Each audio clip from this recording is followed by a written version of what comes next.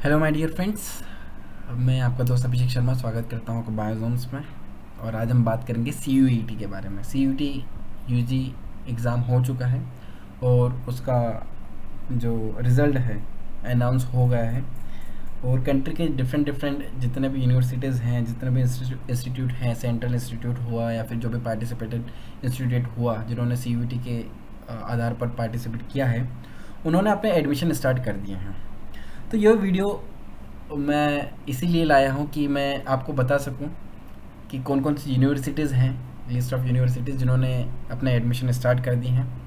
साथ में जो सारे स्टूडेंट्स हैं जो कि CUET जिन्होंने दी थी या जो क्वालिफाई हो चुके हैं, वो और उनके पेरेंट्स को काफ़ी चिंता होगी कि हमको हमारे बच्चे को कौन सा यूनिवर्सिटी मिलेगा, या बच्चों को चिंता होगी कि मतलब हमको कौन सा इंस्टीट्यूट मिलेगा, क्या उनके जो वो जो चाह रहे हैं वो इंस्टीट्यूट मिलेगा या नहीं मिलेगा। ठीक है, क्या कट ऑफ होगा, क्योंकि परसेंटाइल तो आ चुके हैं, क्या कट ऑफ होगा इस एग्ज़ाम जो CUET है उसका कट ऑफ क्या निकलेगा। ठीक है, क्या क्या एडमिशन प्रोसीजर है, कहीं गलत एडमिशन प्रोसीजर ना फॉलो कर लिया जाए और यूनिवर्सिटी छूट ना जाए एडमिशन के लिए। तो सारी डिटेल्स बात करेंगे। तो 3 मुख्य जो पॉइंट्स हैं इस वीडियो के, सबसे पहले हम की पॉइंट्स के बारे में बात करेंगे कि क्या क्या की पॉइंट्स हैं CUET यूजी के, क्या क्या हुआ है, क्या क्या घटा हुआ है CUET यूजी के रिज़ल्ट में। उसके बाद हम बात करेंगे क्या कट ऑफ होगा CUET का, और कट ऑफ के बेसिस पर कौन कौन सी यूनिवर्सिटीज़ मिलेगी। ठीक है, क्या उसका प्रॉपर एडमिशन प्रोसीजर होगा, क्या किस तरह से अप्लाई करेंगे, किस तरह से एडमिशन मिलेगा। ठीक है, और लिस्ट ऑफ यूनिवर्सिटीज़ के बारे में देखेंगे। 17 to 18 यूनिवर्सिटीज़ है जिन्होंने टॉप मोस्ट यूनिवर्सिटीज़ कह सकते हैं, जो उनके जो कोर्सेज़ हैं वो टॉप मोस्ट कोर्सेज़ हैं और पॉपुलर कोर्सेज़ हैं, जिन्होंने एडमिशन स्टार्ट कर दिए हैं, एडमिशन प्रोसीजर स्टार्ट कर दिए हैं और आपने भी अप्लाई करना शुरू करना चाहिए। तो शुरू करते हैं। सबसे पहले बात करते हैं की पॉइंट्स की। तो जितने भी कैंडिडेट्स हैं, यहाँ से मैं हाईलाइटर ले लेता हूँ। तो जितने भी कैंडिडेट्स हैं जिन्होंने क्वालिफाई कर चुके हैं CUET को 2022 को, अब वो अप्लाई करना शुरू कर दे एडमिशन के लिए।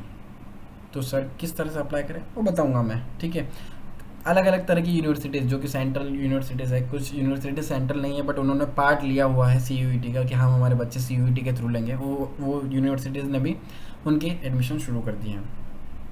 तो एडमिशन जो भी कैंडिडेट है वो अपने पेपर कॉम्बिनेशन के बेसिस पर, अपने सब्जेक्ट के बेसिस पर एडमिशन्स ले सकता है। सब पहले यूनिवर्सिटीज़ सर्चेस करें कि कौन कौन सी यूनिवर्सिटीज़ हैं और कौन कौन से यूनिवर्सिटीज़ कौन कौन से कोर्स प्रोवाइड कर रही है।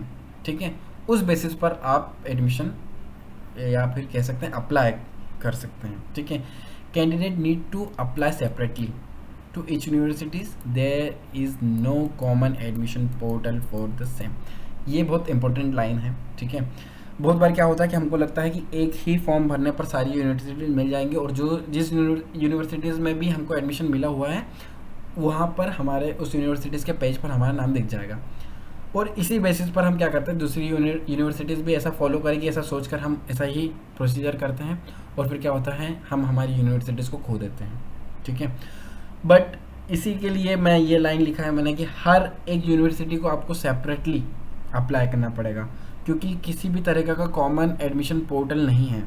ठीक है, अगर आप यूनिवर्सिटी हैदराबाद के लिए कर रहे हैं तो उसके लिए कॉमन एडमिशन पोर्टल नहीं है, उसके लिए सेपरेट अप्लाई करना पड़ेगा। DAV के लिए अप्लाई कर रहे हैं तो उसके लिए सेपरेट, और किसी भी सेंट्रल यूनिवर्सिटीज़ के लिए अप्लाई कर रहे हैं तो उसके लिए आपको सेपरेटली अप्लाई करना पड़ेगा। ठीक है, आगे चलें। ठीक, एक बहुत बड़ी बात हुई कि 20 या 20,000 से ज़्यादा बच्चे जो हैं उनके 100 परसेंटाइल आए हैं। अब 100 परसेंटाइल आए हैं तो मान लीजिए कट ऑफ जो होगा वो काफ़ी हाई जाएगा। ठीक है, तो सर आपने तो डरा दिया है। नहीं नहीं, बात डराने की नहीं है। कट ऑफ अच्छा इसलिए जाएगा क्योंकि जो 20,000 बच्चे हैं उस 20,000 या 20,000 से ज़्यादा बच्चों ने 100 परसेंटाइल गेन किए हुए हैं। ठीक है, उनके 100% आए हुए हैं। तो जेन्युइन बात है कि हाँ, जो कट ऑफ होगा वो काफ़ी हाई जाएगा पॉपुलर कोर्सेज़ के लिए। ठीक है, या पॉपुलर यूनिवर्सिटीज़ के लिए, जो टॉप यूनिवर्सिटीज़ हैं उनके लिए। अब बात करते हैं कट ऑफ होगा क्या। ठीक है, तो जो कॉमर्स और ह्यूमैनिटीज़ के स्टूडेंट्स हैं, जो कोर्सेज हैं, उनका कट ऑफ थोड़ा हाई जाएगा। ठीक है, एडमिशन मिलना थोड़ा डिफ़िकल्ट है अपनी चॉइस की यूनिवर्सिटीज़ में। ठीक है, क्योंकि मोस्ट ऑफ द बच्चे अच्छे अच्छे परसेंटाइल आए हैं, मतलब कि मोस्ट ऑफ द परसेंटाइल जो बच्चे हैं वो 90+ परसेंटाइल आए हैं। ठीक है, 95 परसेंटाइल या 100 परसेंटाइल पर कम से कम 35 से 40 हज़ार बच्चे हैं, ठीक है। तो इतनी सीट्स टॉप यूनिवर्सिटीज़ में होना थोड़ा डिफ़िकल्ट है। तो जो ह्यूमैनिटीज़ और कॉमर्स कोर्सेज हैं इनकी थोड़ा डिफ़िकल्ट है बजाय साइंस के, ठीक है। साइंस में थोड़ा कट ऑफ कम रह सकता है, बट कॉमर्स में कट ऑफ हाई ही जाएगा। यूनिवर्सिटीज़, ठीक है, यूनिवर्सिटीज़ में जो रैंक लिस्ट या जो मेरिट लिस्ट है वो एनटीए के स्कोर पर ही बनाई जाएगी, परसेंटाइल बेसिस पर नहीं एडमिशन होगा। जो भी होगा वो रैंक लिस्ट या मेरिट लिस्ट पर होगा, तो इसकी भी फिक्र ना करें। अब बात करते हैं कि कौन कौन सी यूनिवर्सिटीज़ हैं जिन्होंने अपना एडमिशन प्रोसीजर जो CUET UG 2022 है उसके लिए शुरू कर दिया है, ठीक है। उसके बाद हम बात करेंगे कि कौन सी यूनिवर्सिटीज़ हैं किस कोर्स के लिए टॉप है, तो आपको उसके लिए जाना चाहिए, ठीक है।